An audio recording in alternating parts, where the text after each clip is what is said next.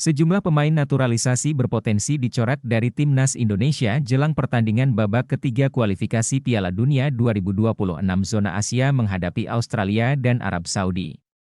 Ya, pelatih timnas Indonesia, Shin Tae-yong tampaknya tak bisa menurunkan seluruh pemain naturalisasi Indonesia, alasannya pun beragam, mulai dari akumulasi kartu hingga yang paling parah adalah karena tidak direstui oleh FIFA. Hal ini tentu akan membuat kekuatan timnas Indonesia menjadi berkurang signifikan. Shin Tae-yong pun perlu memikirkan strategi baru untuk mengatasi masalah tersebut. Namun yang diharapkan, tentu pemain-pemain naturalisasi tersebut akan tetap dipanggil oleh Coach Shin guna menambah kekuatan skuad Garuda di laga menghadapi Australia dan Arab Saudi di babak ketiga kualifikasi Piala Dunia 2026 zona Asia.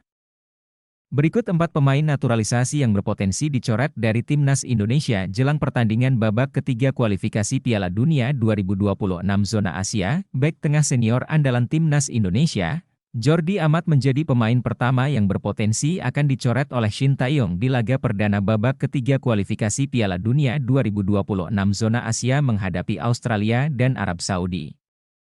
Alasan utamanya adalah karena bek Johor Darul Takzim itu mendapat akumulasi kartu merah di laga kontra Irak bulan Juni lalu. Hal ini membuatnya harus absen dalam 2 laga. Jordi Amat masih harus absen 1 laga lagi.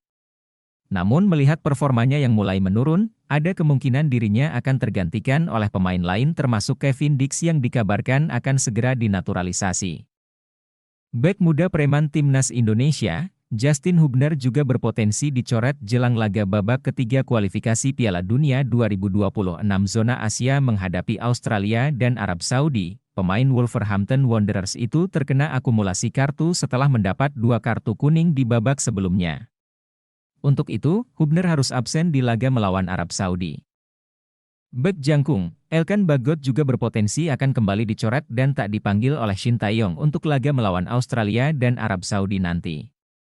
Ini merupakan buntut dari hubungan Bagot dan ST yang dikabarkan merenggang. Seperti diketahui, Elkan Bagot sempat mengabaikan panggilan Shin Tae-yong untuk memperkuat timnas Indonesia U23 di Piala Asia U23 2024 lalu.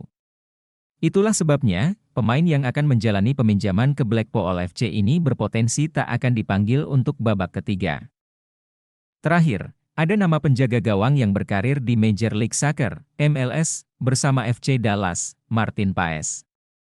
Kiper berusia 26 tahun itu sejatinya berpotensi untuk bermain di laga kontra Australia dan Arab Saudi pada babak ketiga kualifikasi Piala Dunia 2026 zona Asia menghadapi Australia dan Arab Saudi. Namun hal itu bergantung pada sidang cas Martin Paes yang baru akan digelar pada 15 Agustus 2024 nanti. Jika permohonan Paes ditolak, maka dirinya akan dicoret oleh Shin Tae-yong. Bukan hanya untuk melawan Arab Saudi dan Australia, tapi juga untuk selamanya. Namun seluruh masyarakat Indonesia tentu berharap jika CAS akan mengabulkan permohonan perpindahan Federasi Martin Paes. Dengan begitu, Indonesia akan jauh lebih siap menghadapi perlawanan tim-tim elit Asia hingga bahkan dunia.